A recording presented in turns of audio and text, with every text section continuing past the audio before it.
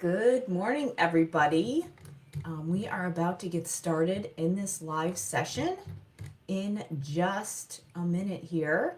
And here we go. So, this is Dr. Karen, and today I am talking about how to initiate a special education evaluation for your child. So, obviously, the legal guidelines can be a little confusing. So, the page that I've got up here right now is from the Individuals with Disabilities in Education Act. And these are some of this section here, it's subpart D, and I can actually link to this below in the comments as well. But this outlines the process for getting an initial evaluation. So before I get into that, I wanted to talk a little bit about what special education actually means, and then I can get into what you would do if you suspect that your child might need specialized interventions. So special ed just is a terminology used in the school systems to indicate when someone is getting something extra that is above and beyond what is provided in the general education curriculum. So some people don't like this terminology. They think it's ableist, and I think that is totally understandable. There are a lot of terms that we used to use in the education system that have changed because people have spoken out about particular terms that they didn't like or that they felt weren't exactly accurate in describing what's going on. So if you are in that camp and you do not like this term, there are certain things that you can do as far as lobbying for different terms to get changed. But for the sake of this video today, I am going to use that term because legally speaking, that is still the term that's used in the school systems. And it's one of the things that just, it is one of the systems that's in place to make sure that kids can get what they need. So that's why I am going to use that term within the context of this video. But basically it just means that your child needs something different than what is the kind of standard default. And what it does not mean is that your child isn't capable, that there's something wrong with them, or that they're not going to eventually be successful adults. It doesn't mean that they're not intelligent. It just means that the standard way of doing things isn't necessarily going to fit in line with the way that they need to learn. There's a huge range of what could be included in special education. So some kids might benefit the most from their education if they get certain subjects taught to them at a slower pace in a separate classroom.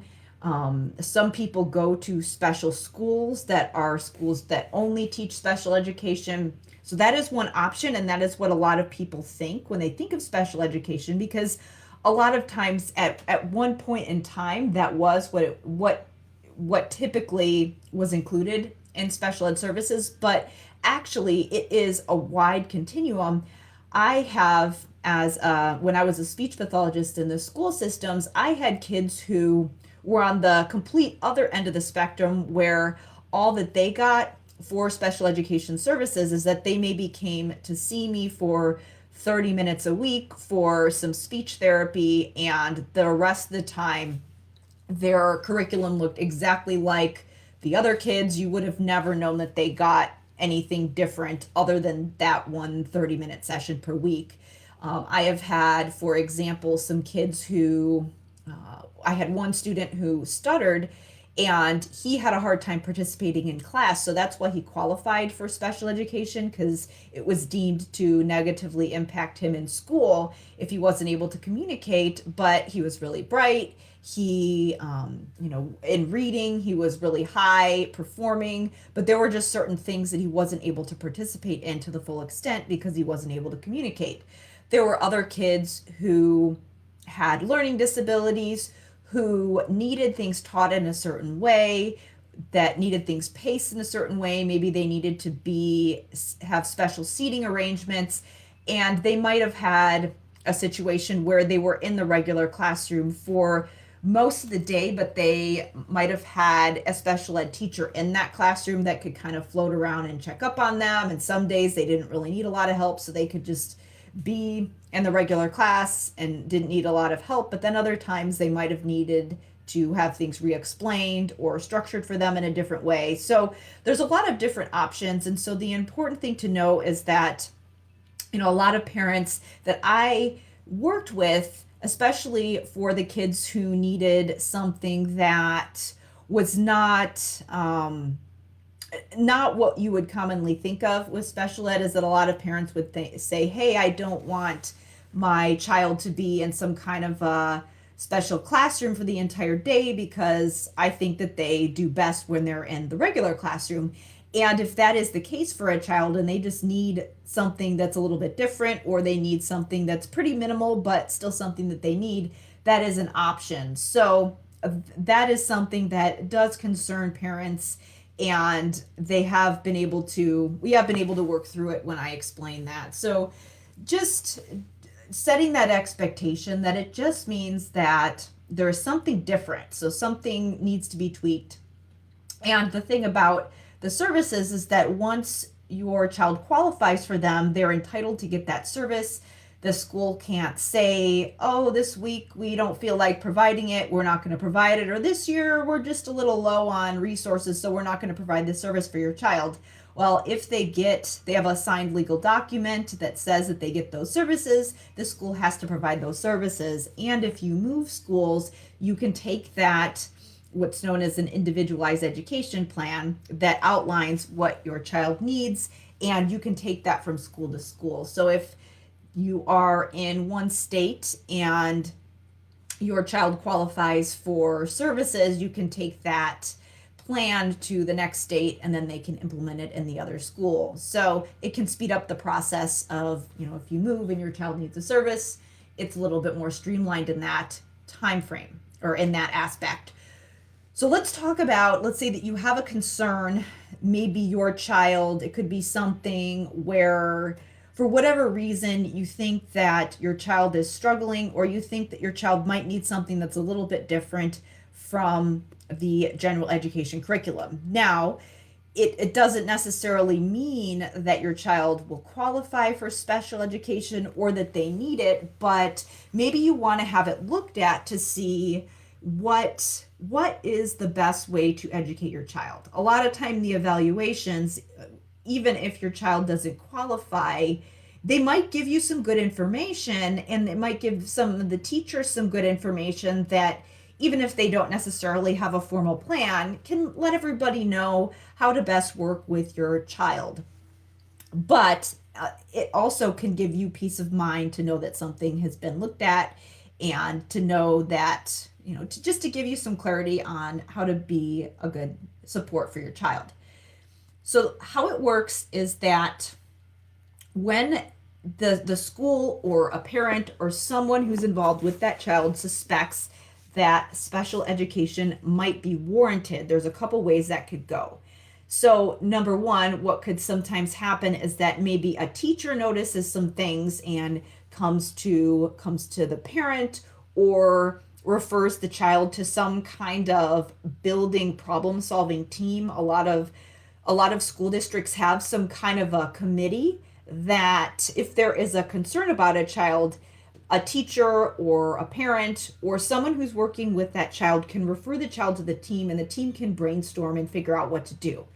And sometimes that team might decide, let's try a couple things, let's try to give them a little bit of extra help, or let's try to modify their assignments a little bit. There are a lot of things that you can do before considering an evaluation, but the team might determine, we should probably move forward and look into things. So the team might do that. So it can come from a teacher, but what is important for you to know is that while there are a lot of things in place that teachers can utilize at school to move that process along, you as a parent don't have to wait for it to come from a school.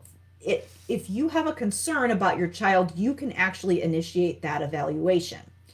And the school might have some steps that they like to go through before they initiate an evaluation. Like they might want to try some different interventions first before they go to a full-blown evaluation. And that's totally fine. A lot of times they do that because they want to help the child sooner rather than later. The evaluation does take some time, and it can be time consuming for both the child having to come out of the classroom and for the people who are administering the assessment. So if the school can figure out a way to help the child without going that route, they're always going to figure out how to do it. But the most important thing for you to know as a parent is that you don't necessarily have to jump through certain hoops, even if the school has things that they like to do before that evaluation happens. What can happen for you and what your rights outline as a parent is, if you can see, you see B here on the page where it says request for initial evaluation. You as a parent can initiate a request for an initial evaluation. So you can, in writing, write to the school and formally request an evaluation at any point in the process. So let's say that the district wants to try a bunch of things before they go to an evaluation. You can actually make a written request and ask the school to just do the evaluation sooner rather than later. And you might talk to some people at the school and maybe collaboratively you all decide the best thing for your child is to wait and try a couple things first. That's totally fine if that's something you feel comfortable with. But the most important thing for you to take away is that you don't necessarily have to. If the school is telling you, oh, we have to go through X, Y, and Z before we can start an evaluation, that's not necessarily the case. The school doesn't have to go through certain steps before that evaluation happens. If you make a written request, they can actually speed up that process and just do it right away. Again, you might collaboratively decide that that might not be the best course of action, but if you strongly feel that it is, then you can make that written request and the school can move forward with that legally. So legally, the school does not have to do X number of interventions for so many weeks or whatever. They can just go ahead and evaluate. They don't have to wait. They only do those things if they feel like, for whatever reason, they need some more information or they want to try some things before they go to the evaluation. So once you make that request, the district has to respond. And if they decide to initiate that evaluation, if you as a team all decide that that evaluation is the best course of action, what will happen is that they will get your written consent to do that evaluation. You'll probably have a meeting and the team will talk about what information needs to be collected and what things that they're going to consider. And once you give your consent, the school has to conduct that evaluation within 60 days. So they can't take the entire school year to do it. They do have to give you the results within 60 days. So you can ask for that evaluation. That doesn't guarantee that your child will qualify, but if you have that evaluation going, they are going to be looking for different pieces of information to see what they can do to help your child. So that is how it works.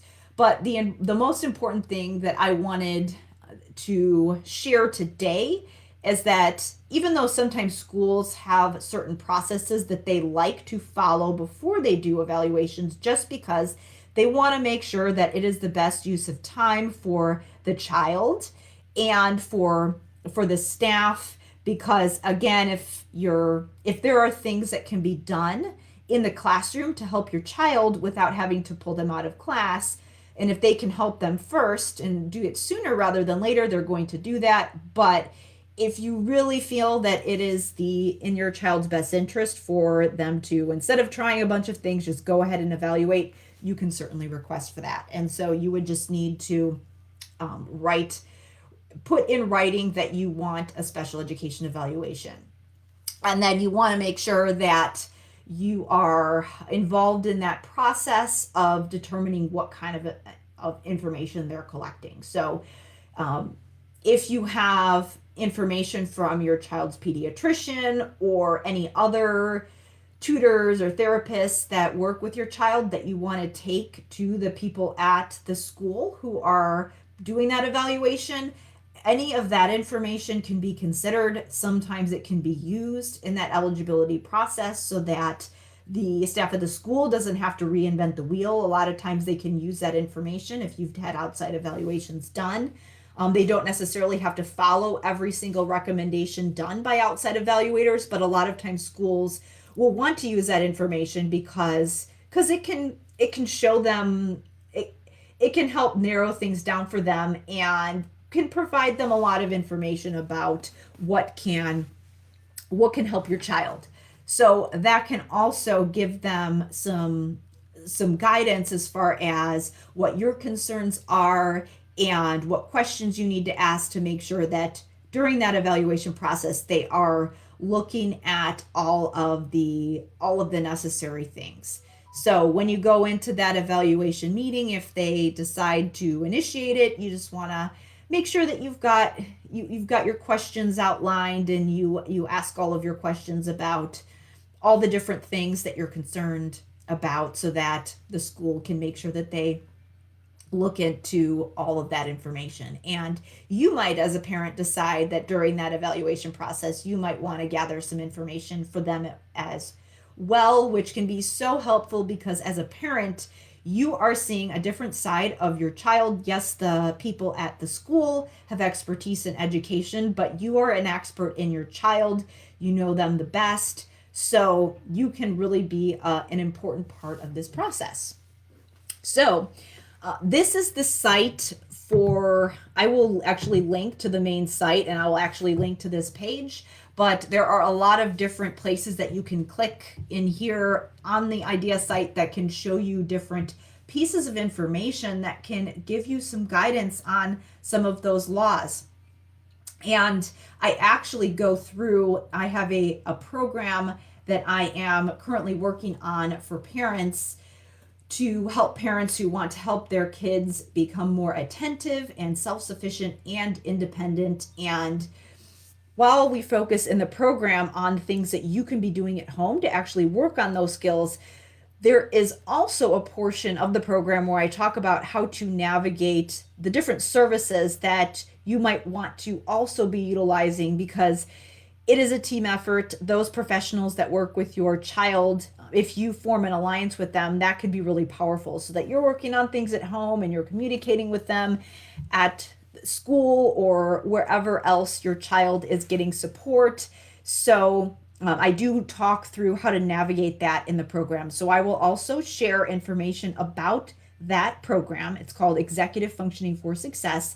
And again, I focus on building the skills that your kids need to be attentive, disciplined, and self-monitor so that they can be more organized and autonomous. So I'll share those links below, and I hope you found this helpful.